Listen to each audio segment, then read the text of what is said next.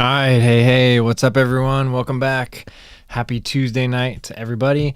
Tuesday Night Live. Glad to see you back. What's up? Chase the Summit is here in the house. Dave, yes, my dude. Hope Ecamm treats you well tonight. Yeah, I've had 2 weeks of bad luck with Ecamm, but hopefully things are good right now. It seems like everything's fine, but yeah, we'll find out as we go through the show. But yeah, thanks everyone for joining. We got Mandy in the house. Happy Tuesday evening, everyone. Platts 33's here. Seatown fan was actually first, said hi. How's it going? All right, we're going to run the intro, let a few extra people show up. Remember, this is you guys' show. You are running it. You ask the questions and take the conversation where you want it to go. So with that, I'll be right back.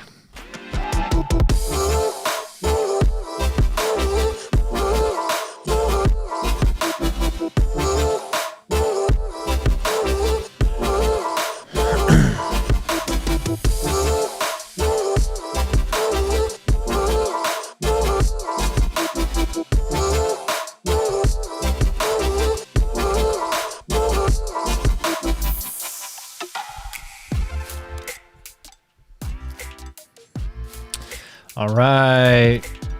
Dodd C, happy Wednesday from Hong Kong. Wednesday already. Man, you're already in the future.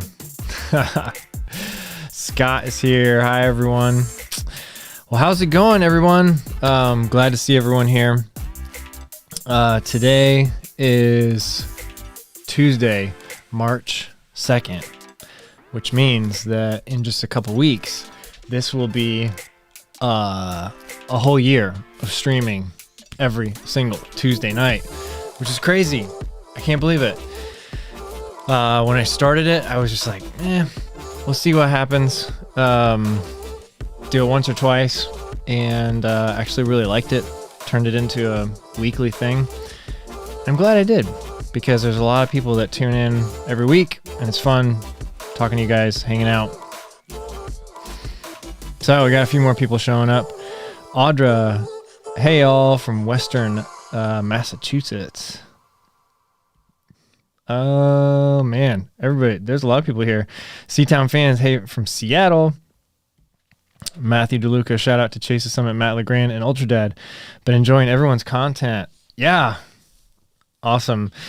Good people. If you haven't seen Chase the Summit, just put out his review of the Garmin Enduro, which I'll get someday. Garmin did tell me that it's coming.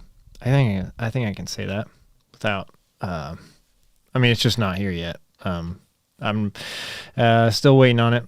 So eventually I'll have it, and it'd be nice if I had it for Cruel Jewel. That'd be pretty cool, because that is hopefully it won't test the 80-hour limit on that watch though.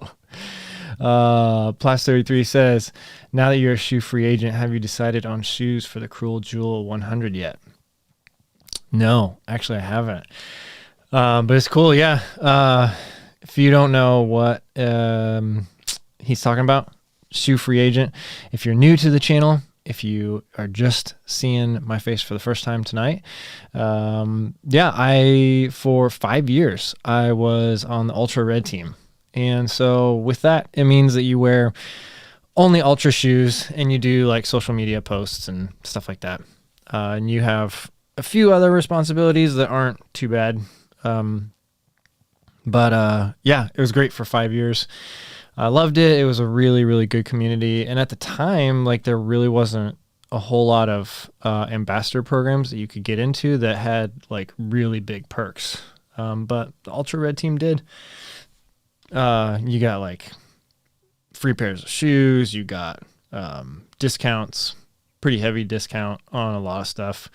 And then they had some race comp entries that I was never able to take advantage of, because none of them were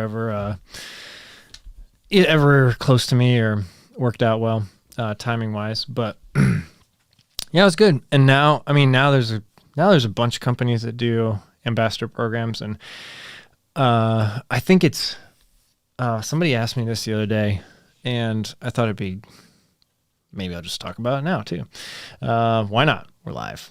But first, let me answer your question was, have you decided on a shoe for Cruel Jewel 100 yet? No, the answer is no. I have a lot of shoes to try, especially trail shoes. I just can't wait. I think that's one thing that, there's a couple like big channels out there that do tons of shoe reviews.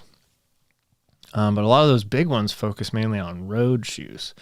So I do think that there is, good space out there on YouTube to like move into and do some like trail shoe reviews. But no, I don't know what I'm going to wear for Cruel Jewel. There's a lot of great ones out there. My fallback, like, I'll just wear the Olympus again. If it turns out that I can't find anything that's like, like really perfect, I think. But yeah, I was going to talk about ambassador programs. I think like ambassador programs, like some people love them, some people hate them. And I think they're really great for a lot of people in certain situations. I think one of the reasons why people don't like them is because sometimes it can seem real shady. Like if you're just promoting, like you're just, if you're promoting a brand, but you're not disclosing it, you're not being obvious about it, that can just be off-putting. Like, people don't like that. And I think that's why a lot of ambassador programs kind of get a bad rap, is because maybe, you see a bunch of posts from somebody that are obviously promoting a brand, but they're not telling you that it's an ad. They're not telling you that they're getting something free in exchange. That's a big problem. Like legally, there's issues there, but then also just like being trustworthy. There's a lot of like really big, like YouTube, Instagram, Twitter, everybody, personalities, like people that obviously have deals going, but they're not disclosing. And it's just like, that's just frustrating to me. So a lot of that type of stuff gets bad raps.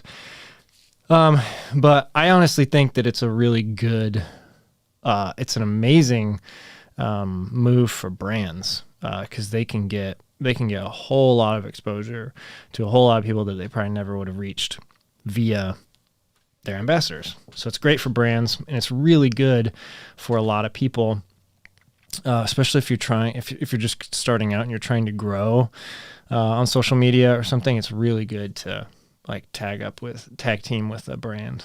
So I think as long as people are being ethical about it and they're not being shady, it can be a really good thing.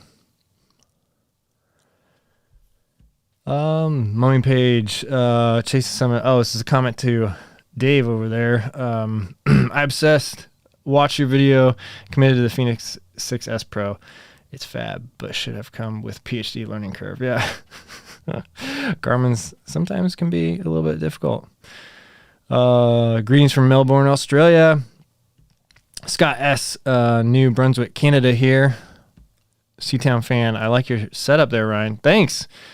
That's a good setup. The one thing that I really don't like, though, I just got a new light, like over there, which you can see in this reflection right here. And I don't like that is like right in the reflection. It's like mounted to the wall, so I can't move it. And that's where I want that picture to be. So that's one thing. If I can figure out how to get some sort of like anti-glare coating on that picture, like that'd be great. That'd be nice, because you can't even tell what it is at this point, which is frustrating. It's a John Muir Trail, like a map, artistic drawing of it. So I'll show it off in some other videos. Let's see. Fernando says, "Hello, Ryan. What watch are you using when you run your 100-mile race?" Hopefully the Garmin Enduro. But my last couple 100-mile race attempts, actually maybe it's just one, have been on the Coros Vertex. Yeah, I think just one. Before that, I was using the Sunto 9. What was I using before? Before that, the Phoenix 3. And then back like triathlon days, I was using like the Garmin 910 XT and the Forerunner 10, I think, or Forerunner 15, something like that. And then I had some Garmin bike computers too. So, but yeah, for my, the race that I've got coming up, this is actually, so something that I've been thinking a lot about is I've got a race coming up, in 3.5 weeks, the OPSF 50K. It stands for Owen Putnam State Forest. So, OPSF 50K, it's 3.5 weeks from now. So if I do have a new watch by then, I'll use that. But if not, I was thinking about using the Polar Grit, just because that's a watch that I really love, but don't use it enough. Like I use a Polar Vantage V a lot when I'm running on roads, or my Apple Watch. And then a lot of times on the trail, I have been using the Coros Vertex, but that's been causing me some headaches recently. The heart rate monitor just stopped working. It just quit for a couple weeks, and then it finally like turned back on for one run, and then it stopped again. Meanwhile, through all of this, there was a firmware update. I reset. I did the whole like hard reset from the watch itself, hard reset from the app, like everything I could do, short of sending it in to Coros, and the heart rate monitor still is just kind of like hit or miss.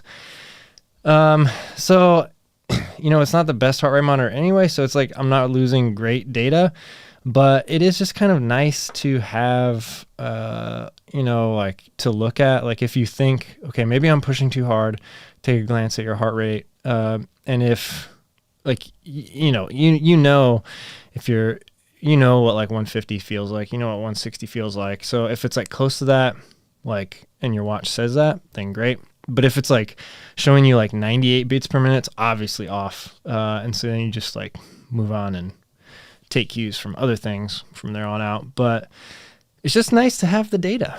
And kind of stinks running around with a watch that doesn't work right. But I don't know. So I'm thinking about using the Polar Grit X.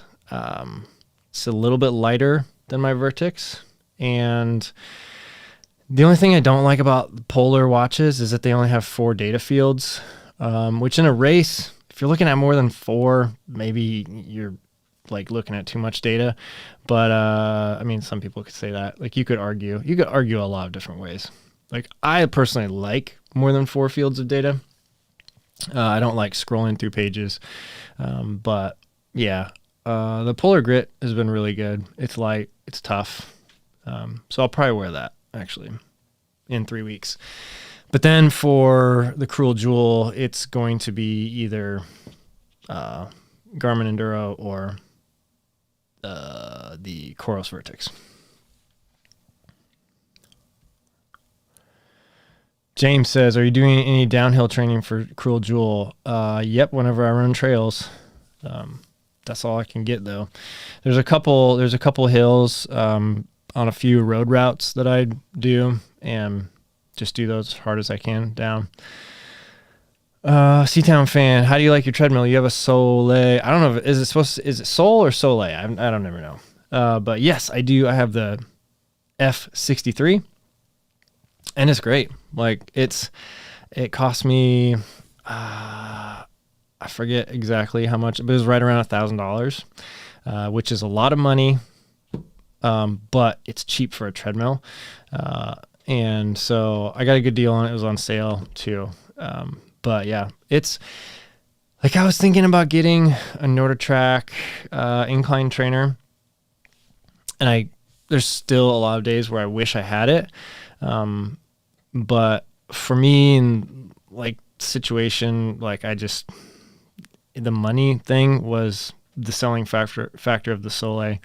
And I was like, well, I could buy 3 of these treadmills for the price of one NordicTrack. And no, I'm not going to get as good of training. And no, there's not as many features and all that. But it is what it is. And I have it. And it's been good for me. Like, it goes up to 15%, which is, I mean, that's pretty tough. Like, it's not like one of those NordicTrack that goes up to 40%, but it's still good training. It's better than, I'll tell you this is the best couple blocks of training I maybe have ever had in January and February. Like, I can't think of another year where I've had better training in January and February. So it was definitely worth every penny. Let's see, Mandy says, it is often said that to make up for wind resistance on a treadmill, to increase the incline to 2%. Are you factoring in the no wind resistance into your treadmill calculations? No, I had not factored in wind resistance. But I do always run at the treadmill at least 3%. It never goes below that unless it's stopping at the end of my run. So I always, as soon as I start, I just put on 3%. I don't know why. I just picked 3, got used to it. And I have felt I would say that I felt a marked difference in how I feel when I then go out onto the road and run on the road, like on flat ground. Like, I feel like I've got just like, it just feels easier. And I guess that's the point, right? But like, you're running down sidewalk or a street and you're just like, man, like I'm moving. So that's good. But I hadn't thought about the wind resistance thing. What I do think about though is the fact that there is, like, running on the treadmill, if you have it on just 0, if it's just flat, your body will always take the path of least resistance. And so you're going to modify your stride a little bit to not, like, if your foot is being pulled back, your body isn't going to push back to keep your torso in the same spot. So you're going to actually be doing a little bit of less work on the treadmill if you have it at 0, perfectly flat, than you would be out on the road. Because your body's not going to push forward if it doesn't have to move you forward. It's just going to let the belt pull your leg back. So putting it up to like 2%, 3%, something like that, will force you to push backwards to keep your body in the same physical space. But I hadn't thought of wind resistance. That's interesting, though. I would think that maybe the different directions that the wind blows could cancel that kind of stuff out, though.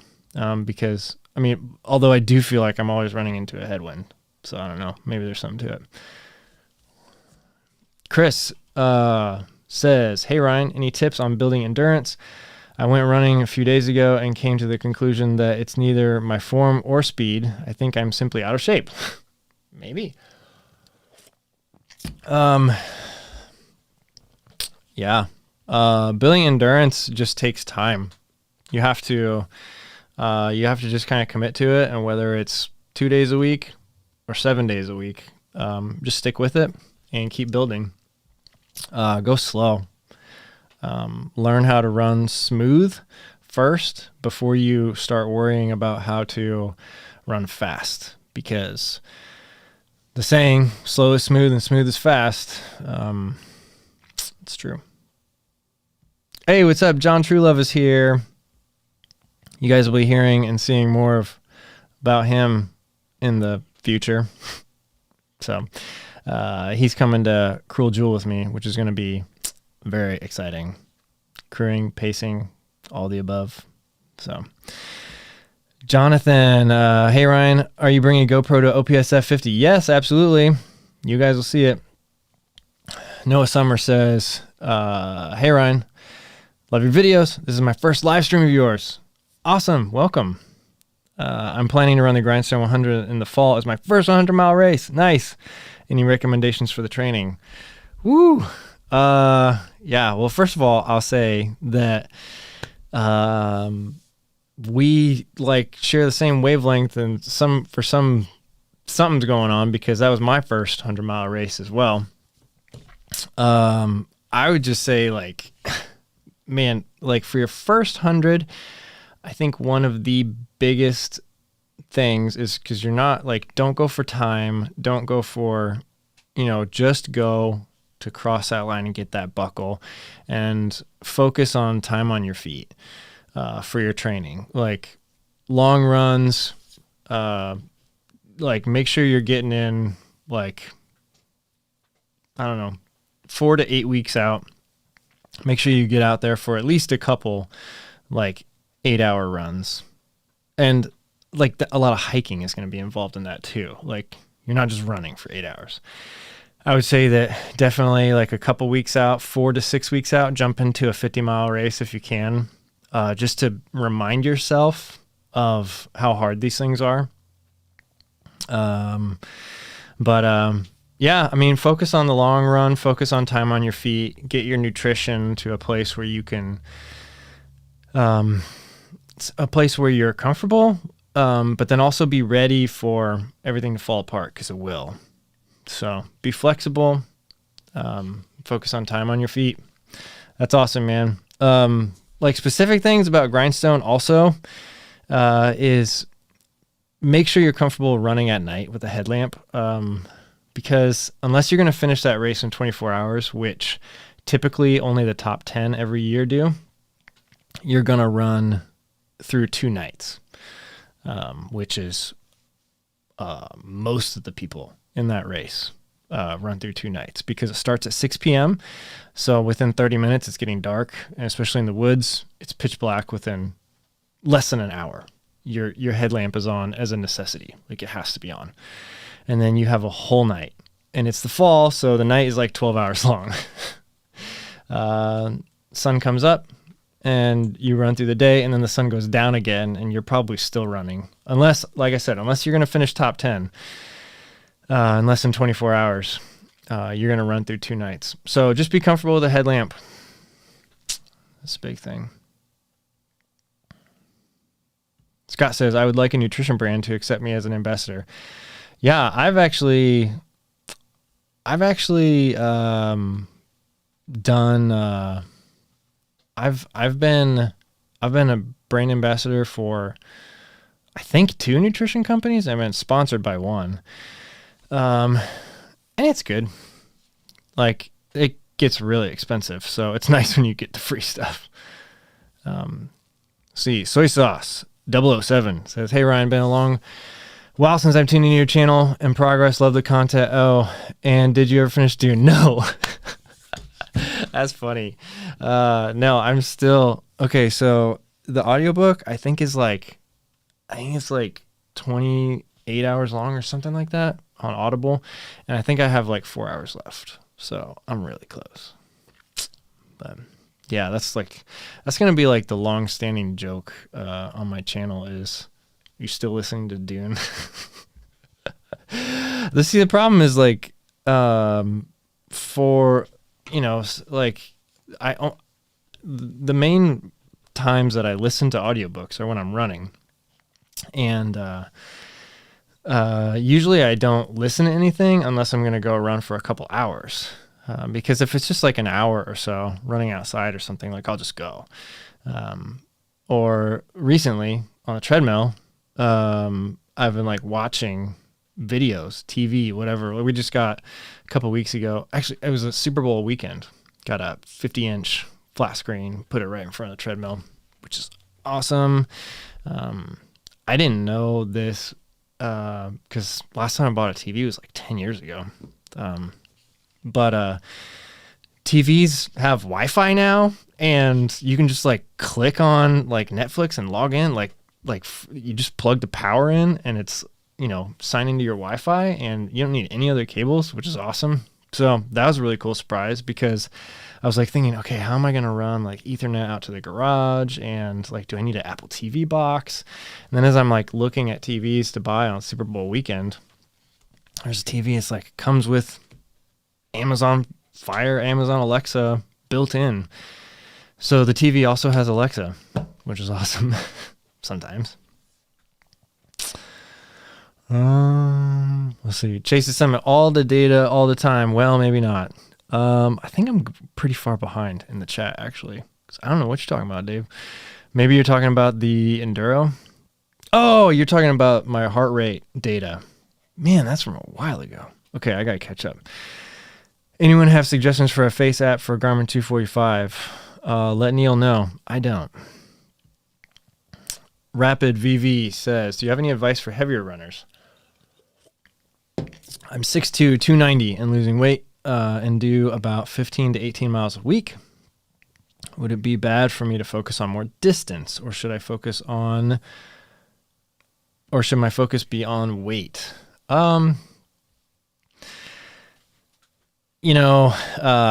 Without knowing anything about your like medical history or anything like that, so I can't give actual advice.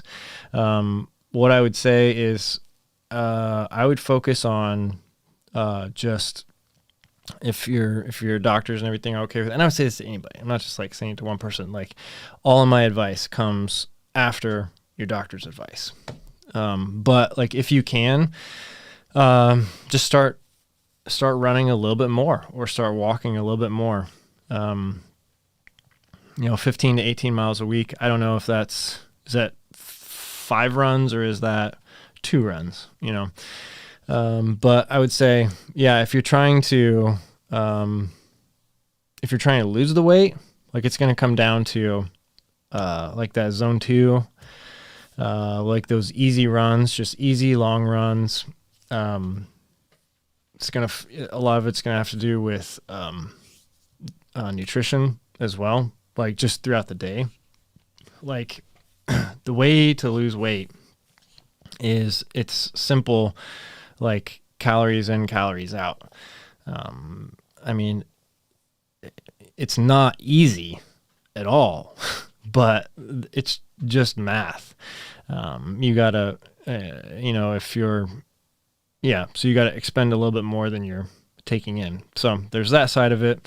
Funny thing is, there's actually this like huge trend. I don't know if you guys have heard of this.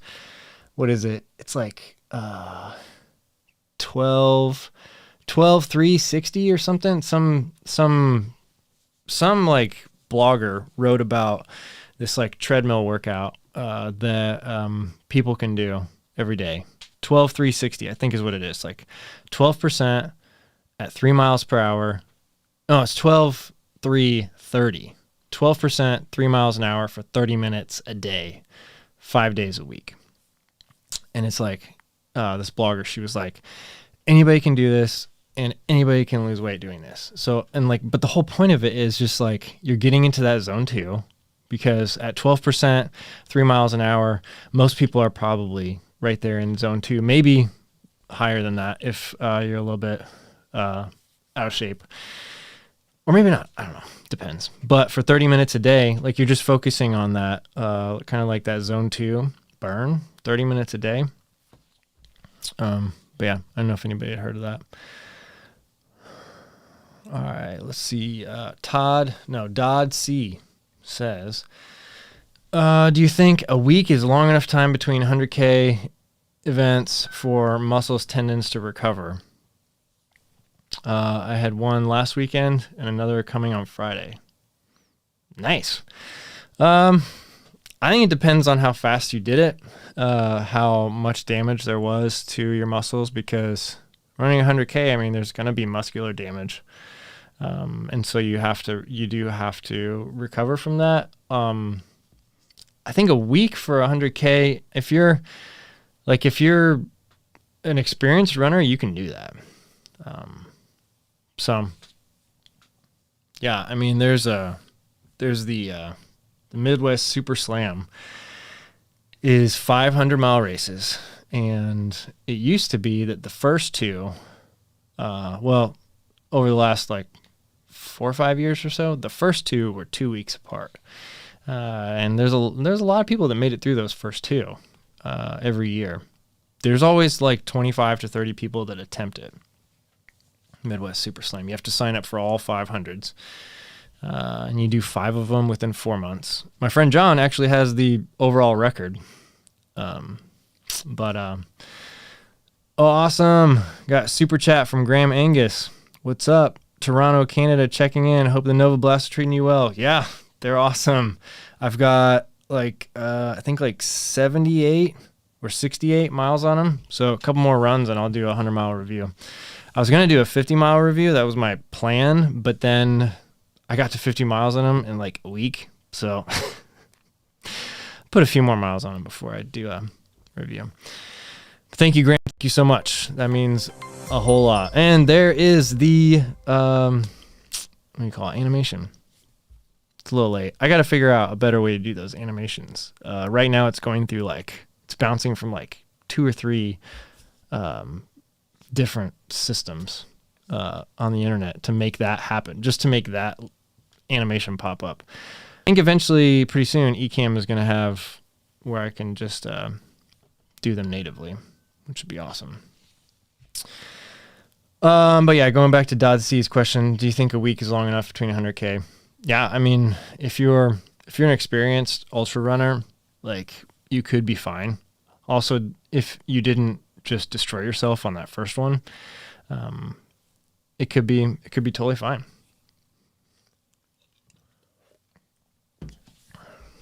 All right, let's see. We had a couple next up, a couple in a row from Chris. Ryan, just get my question why. Get into it right now. Ryan, do you train by heart rate zones? My last run was majority in run zone 4 and 5, so I think I might be going too hard, which is strange, especially when I thought I was going easy. You mentioned slowing down, but how do I slow down even more so that it's not actually walking? I was paying attention to not overstriding, so I'm good on that end, but heart rate still spikes up. Yeah, your heart rate is an indication of how much work you're doing. So if you have done a threshold test, which are really hard to do, 30-minute run on a track to figure out threshold test, that's a really good, accurate way to find out your heart rate zones. The other way you could do it is just use the math method and do 180 minus your age. And then there's a couple other rules that you have to apply, but that's a good starting spot. And then if you're someone like Chris, it sounds like you're just getting back into running. So in some of those situations, you might subtract another 10, and then that's your heart rate that you should aim for. But again, all of this advice is after your doctor's advice. I don't want people doing what I say because I don't know you guys' history. So I'll answer your questions, but don't do anything I say until you also consult your doctor. So yeah, if you're just running and you're hitting zone 4 and zone 5, if you want to train in a way where you can build your endurance for ultras, you need to slow down. And if that's walking, that's walking. And then what'll happen is you'll you'll gain a little bit of fitness, and then you'll be able to start running a little bit. And it might be running for 5 minutes, walking for 5 minutes, off and on. There's been a couple athletes that I've coached that was the case. Like, we had to just go all the way back because they were so far into this, like, training mentality of, if it's not hard, it's not worth it. And so all of their runs were just hard runs, and they had gotten themselves to the point where their body didn't even know really how to run with an easy effort. Like, they couldn't do it. And so we had to just kind of go all the way back, and it was walk run intervals. And it was, okay, 3 minutes walk, 3 minutes run, 3 minutes walk, 3 minutes run, move it up 5-5, maybe then do, 8 minutes run, 2 minutes walk, 8-2. And then we just get to the point where eventually then, after a while, we got to the point where we could go for a 30-minute run, 45-minute run, hour run. But again, like, I was coaching this person, so I was like deep in the data and like having conversations. And so that was a situation where I could really, address everything properly. But just here, I don't know exactly. But yeah, my advice would be just to slow down. And I mean, have patience. Like, to be an ultra runner, you have to have patience. 100 milers, especially if any of you guys, if that's your dream to run 100 miles, you got to have patience, because those things are long and boring. And there's a lot of times where you're just like, is this over yet? Can this please be over? So yeah. But I don't know. That would be my advice, Chris. Yeah. Might not have anything to do with your stride or anything like that. It might not have to do with your form. It might just have to be that you need to start at ground zero. Work your way up. All right. Blurbing Iffy says, hello from Denver. Nice. I know some people in Denver. Now that it's finally getting warmer, are you planning to do more outdoor runs, say in comparison to the treadmill? Oops, where'd your comment go? In comparison to the treadmill sessions, or aiming to be more split between them? That's a good question.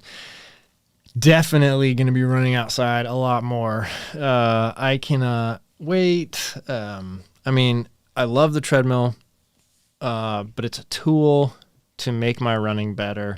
And it does feel like running, but it's not the same. And so can't wait to get outside and run every day in the sun.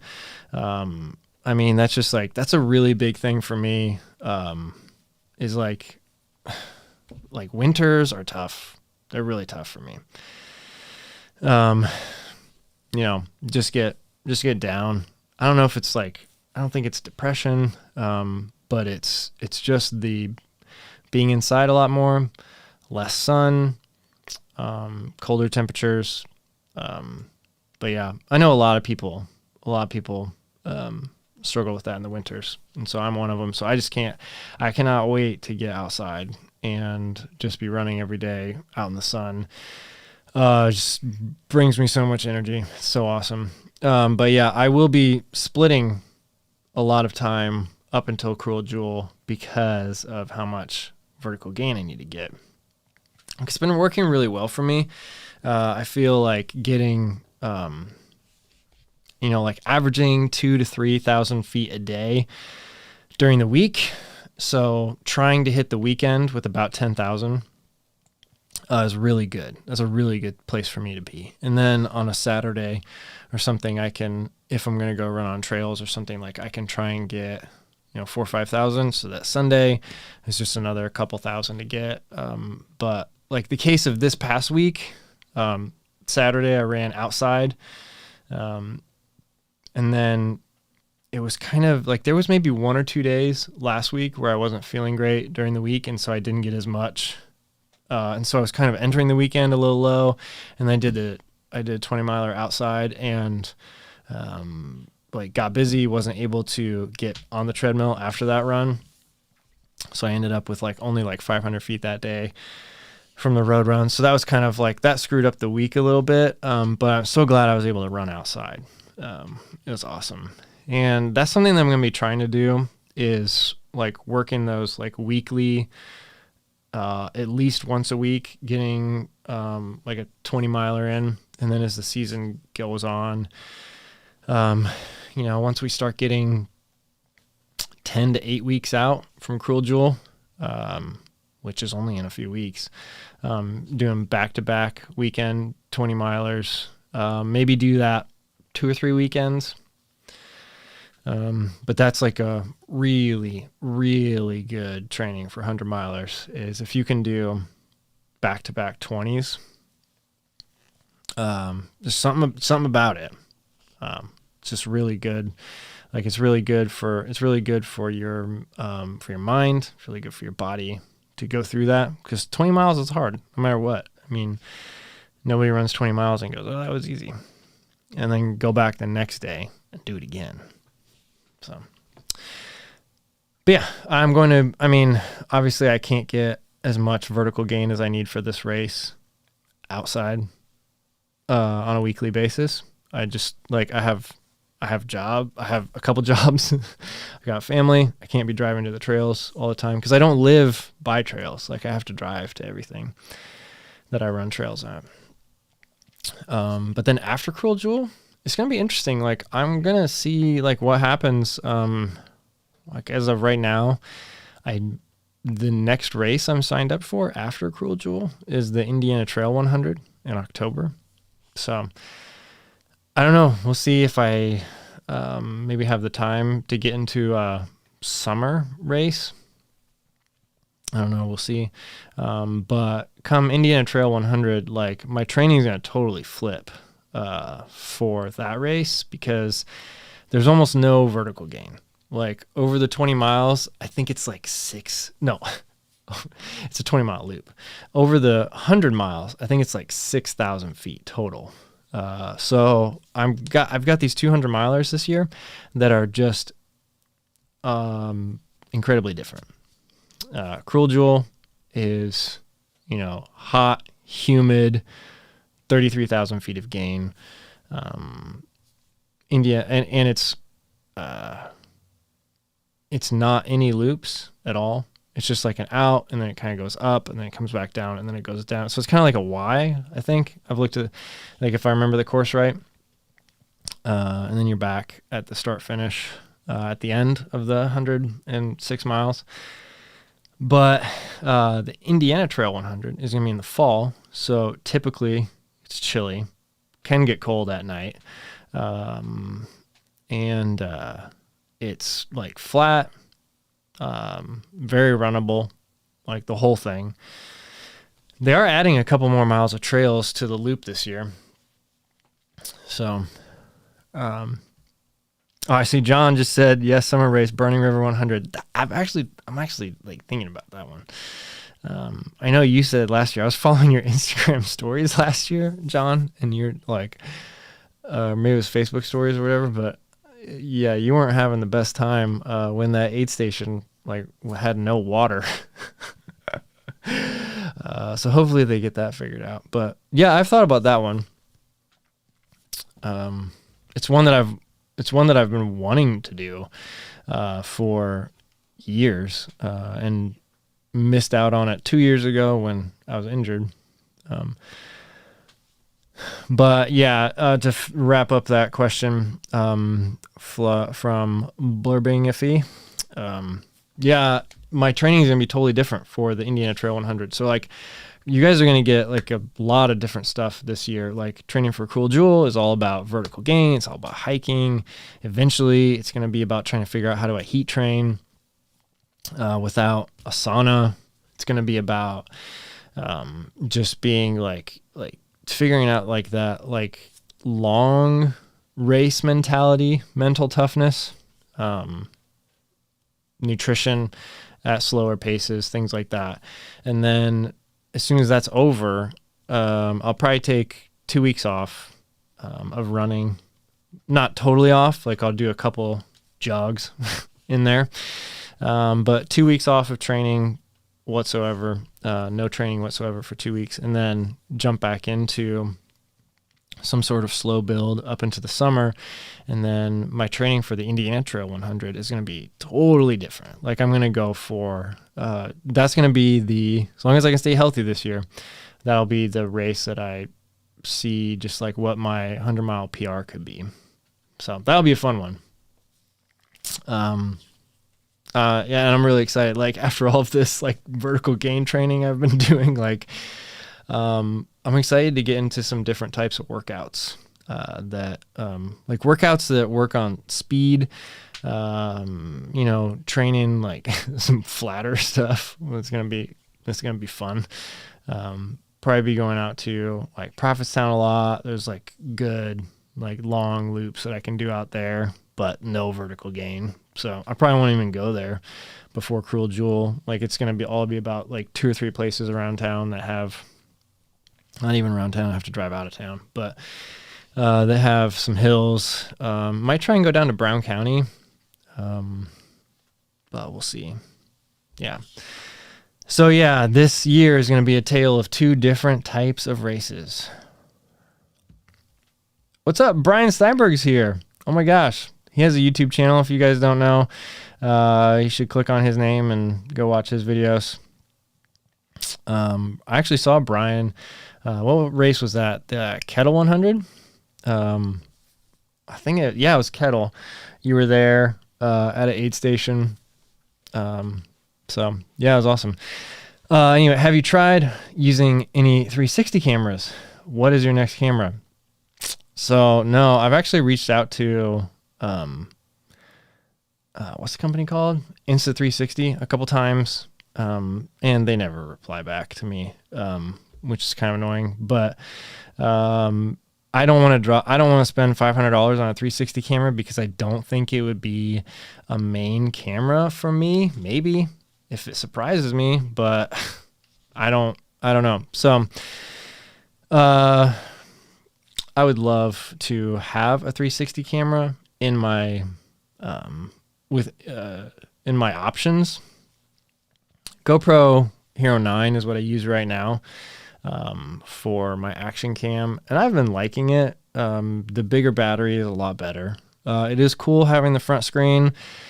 I admit I didn't think it was a big deal on the old GoPros, but then once you get it, it's like, okay, this does make life easier.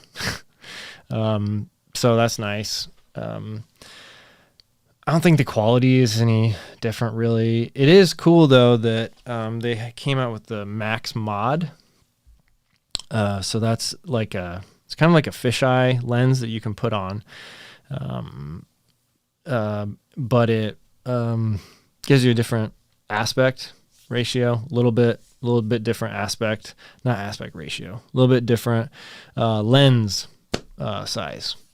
So it's cool, but it also, I don't like how much it sticks out. So I don't know. I've been using GoPros since the Hero 4, I think. I think I've owned all of them since then. Never owned any of the DJI or Insta360 ones.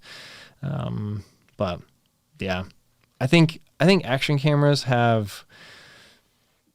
they got a long way to go. Like there's so much room for improvement. They're like these little, like heavy bricks is like, and there's so much room for improvement, but right now GoPro's the king of the market, and they're not really innovating a whole lot. So if you're, and until they get some serious competition from like Insta360 or DJI or something, like they don't really have to. There's a few others but they're not really that serious. I don't know. And then as far as my like main camera, I just have a Sony A7 III, which is fine for YouTube. Actually, that's what I filmed all my documentary stuff on too. If you get a decent lens, and another thing that helps is I record everything on an Atomos Ninja. So everything's recorded in ProRes, which is a little bit higher, like video quality codec. It takes a lot more hard drive space too. But I'm happy with it for YouTube. I would love to have something else. Right now, my camera that if I had the money I would buy is the Sony FX6. Either that or the Canon C70, but I'm not really a fan of the C70 body. I think the FX6 is that's just a little bit nicer, a little bit more modular for like documentary stuff, a little smaller too. So that would be the camera I would buy if I had money to right now. Sony A7 III is fine. It's not great. It's not that good of a video camera, but it works. Pretty good for taking pictures. But Supreme Running is here. Hello from Des Moines, Iowa. I actually have video on my channel of me running through Des Moines, Iowa. I was there for a work trip a couple years ago. I was staying at some hotel downtown and went for a run, took my GoPro. It's a cool city from the 24 hours I was there. Liam McNeil says, what's your favorite running watch? Just got a Garmin Forerunner 245 last week, and I love it. I like that it has buttons. Unlike the Apple Watch, it's just all around better running watch. Yeah, 245 is a good one. A couple people I know have 245.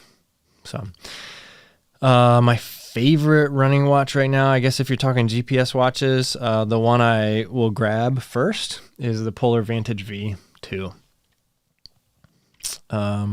But hoping to try the new one from Garmin pretty soon.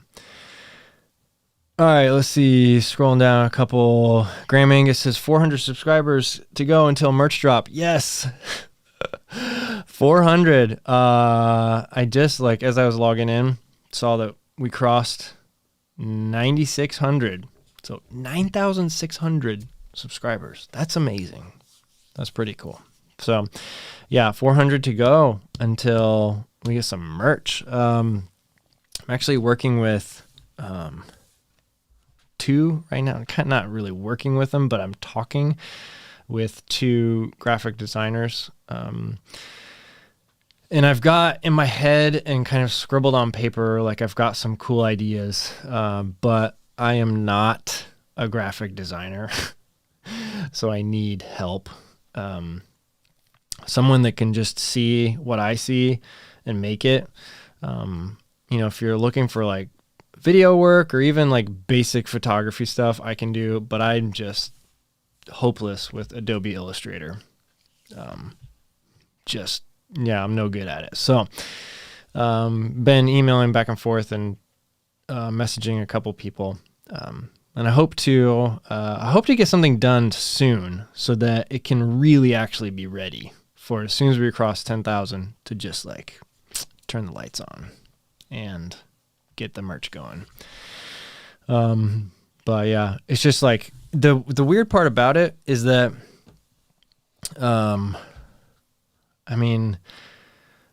maybe I'm taking it all too seriously, but I want it to be like meaningful stuff and stuff that I would actually wear.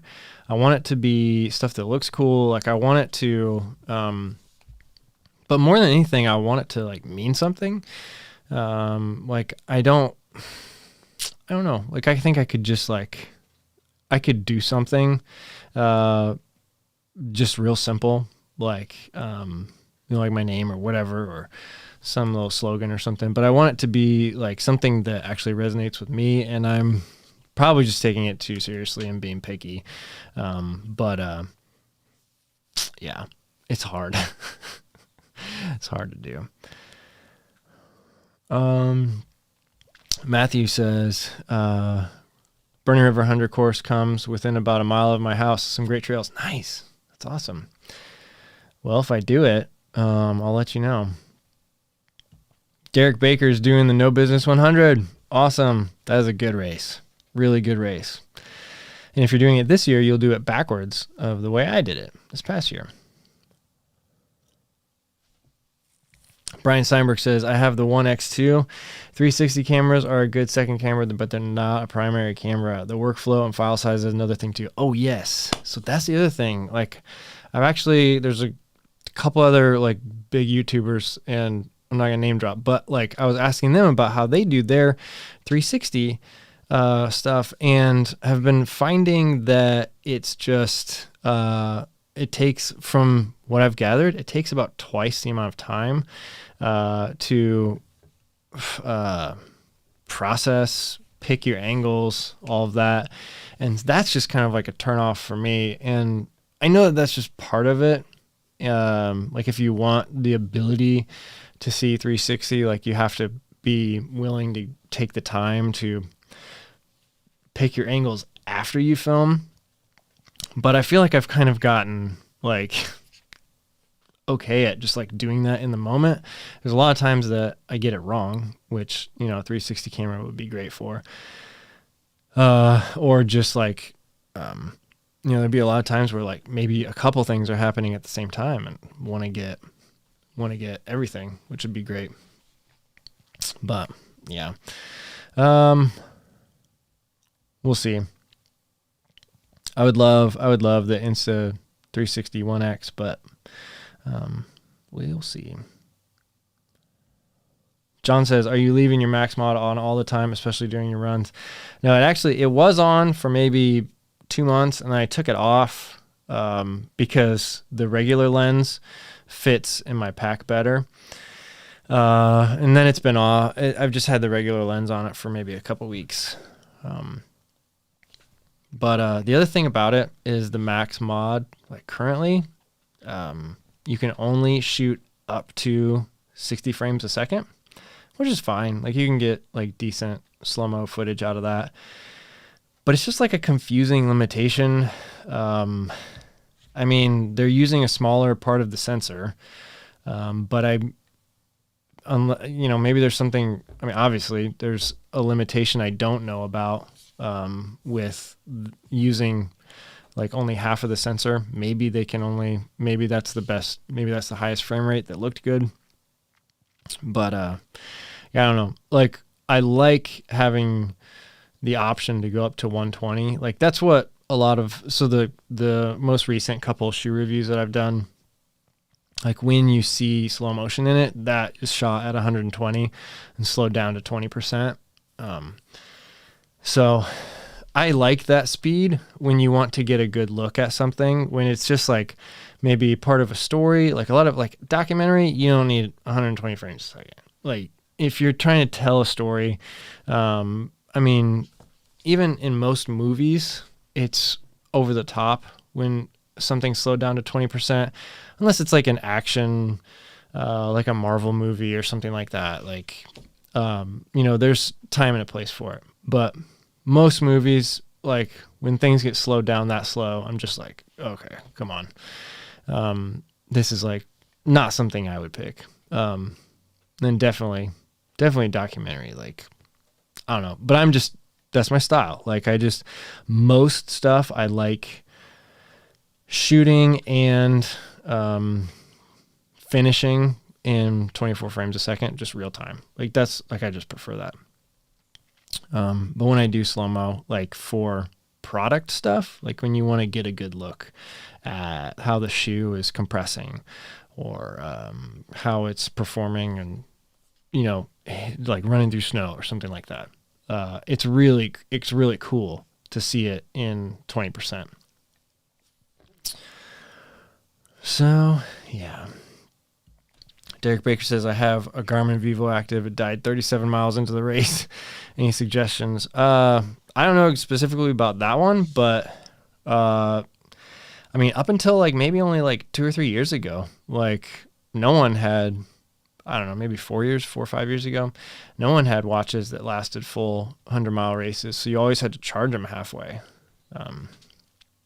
Or use 2 watches. There's ways like you don't, I mean, these websites might not exist anymore, but there was websites where you could upload 2 different fit files from your Garmin. Like, so say you used one watch for the first half of your 100 miler and a second watch for the second half, you could upload the two files and it would stitch them together, spit out one file that you could then upload to Strava. That's how a lot of people did that like years ago. Or they just uploaded half the race and said, here's my race. But yeah, I would say, so see if you can, Derek, see if you can charge it and keep the activity going and just test it. Like you don't need to Google it. Like just start an activity in your house, wait a couple minutes, stick it on the charger, wait a couple minutes, take it off, and then see if it's still going. Stop the file, like look at it, like on your software or whatever, and then you'll just know, like, because that could be cool. I don't know, but I don't know about the Vivo Active though. But for years, a lot of watches have been able to do that. Seatown fan, you deserve so many more. I think you're probably talking about subscribers. Thank you so much. Are you working on any new docs? No, I'm not. I'm in a place where I'm like happy doing YouTube right now. Like I'm just, I'm actually really happy just like putting out 2 to 3, 4 videos a week, doing this live show. I would definitely, consider and probably say yes to anything that was cool that came my way. But I'm not searching out for anything right now, especially since we still got a couple months to go at least before we're really like out of the pandemic. So not searching for anything, but if something came my way and it was cool, I would definitely consider it. I've got a couple contacts and some cool stuff that could happen down the road, but probably not until next year or something like that.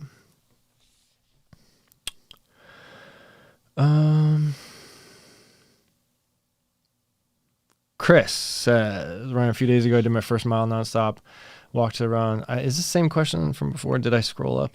My question, can I do a threshold on flat trail instead of track? I would say I wouldn't. I would do it on either a track or find a road that is pretty flat where you can go back and forth on. Because for the threshold test, you're really, really digging into your heart rate data. And if you're on a trail, unless it's like some sort of trail, like I don't know, maybe a trail you're talking about is really flat. Like there's like some of those like crushed limestone trails, some stuff like that. Like if you're doing something like that, like maybe it's probably fine. One word, Koros. Yep. Koros is like where the battery life stuff is. But now there's a lot like Polar claims 40 hours on all theirs now, kind of. Garmin, obviously, with the Enduro, can do up to 70 or 80 hours.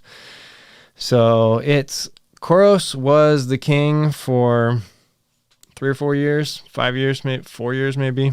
But I think the big dogs spotted that, and now they're closing in. And Koros isn't going to have they're not going to have the advantage that they had over everybody. Like real soon, playing field's going to be level. So, Matt Simpson, do you know when the practice is for the IT100? I know it's in July. I would love to check it out. Great to hear you're going to be there as well. No, I don't. I actually am unaware of this. So, are you talking about a training run or like course preview, something like that? That would be really cool. I might go to that. Seatown fan says, I bought Running the Triple Crown. Good look on what it takes to run those extreme ultras. Yeah. So Running the Triple Crown is the documentary series that I made. It's all about Rob Steger from Training for Ultra. He did the Triple Crown of 200s. what year was that? 2019? Was that 19? Yeah, jeez. Yeah, it's 3 200-mile races, each a month apart. And so I traveled out to, first one was in Washington, the Bigfoot 200, and then there was the Tahoe 200 in California. And then the last one was the Moab 240 in Utah. And those were all just amazing races, really wonderfully run, tough races. But yeah, it's on Amazon right now. I think if you buy the whole season, it's only $5. Or if you just want to start with one episode, it's like 99 cents. And then you can complete the season you can still get the whole thing for $5 at the end of the day. So, but anyway, yeah, cool. Well, I'm going to start wrapping it up, guys. We just hit an hour. So if you have any last minute burning questions, get them in and I'll try to answer. I'll scroll through, see if I see anything. Yeah, thank you guys so much for joining. This is a good one tonight. Lots of good discussion, good talk. I'm going to try, like I had somebody ask earlier, like before I got on, if I am still planning on doing those weekly updates. And yes, I am. It's just last week I missed it just because of work. It just wasn't possible to get done on Monday. And then by the time it was midweek, I was like, I'll just do it next week. And then this week, I'm gonna try and film it tomorrow morning, explain all my training from last week, and let you guys know how it all went. But yeah, a couple good weeks in a row, like 2 60+ mile weeks. I think this past week I hit 65, and I'm feeling good. Like, I don't know, like my body kind of, there was a point where I was, so I was hitting like 50-mile weeks maybe 4 in a row. And I was getting really tired during those weeks. And then I did like a 60 and was pretty dead. And then I did another 60. But like this week, I'm feeling like my body is like kind of saying, okay, like this is what we're doing now. Like, let's just do it. So we'll see. I'm excited. Like I absolutely love the training aspect of this whole thing. And I think you kind of have to if you want longevity in this kind of a sport, whatever type of endurance sport you're in. Like you need to love the training part of it. And I really do. So it's fun building. It's fun seeing numbers go up. If you pay attention to that, it's fun getting out and, like this past weekend, just running another 20 miler on Saturday. It's just like, cool, we're doing it, like 20 miles, and then you talk to other people and, we are a bit crazy, but so I love the training aspect of it. I love building. I love getting to that point where you're like, 20 miles it's just not, like you can do it. Like it's not that bad. You do it a couple times, building up. Like I don't think I've ever hit an 80-mile week. But I've hit a couple 70s. So it's just fun to see that progression. I feel like I'm just constantly getting better. So, but all right, guys, that's where I'm going to wrap it up. Thank you so much for joining. Like I said, this was a good one. I'll have an update hopefully tomorrow for you guys, and then a couple more videos. Nova Blast final review coming soon, and then hopefully any day starting now, I'll get an email saying that my Hoka Mach 4s are in the mail. So we'll see about that. And then a couple trail running shoe reviews. I've got the Salomon Wild Cross that I'm very excited. Still haven't tried them out on a trail. I've had them for a couple days, a week or so. So hopefully Saturday I'll get out to the trails and test out those Wild Cross, because I need to figure out what shoes I'm going to be wearing for OPSF. Because currently, like, I don't have anything that I think could really handle the type of mud that we're going to see there. So, all right, guys, that's it. Thank you so much for joining. I will see you again soon. Bye.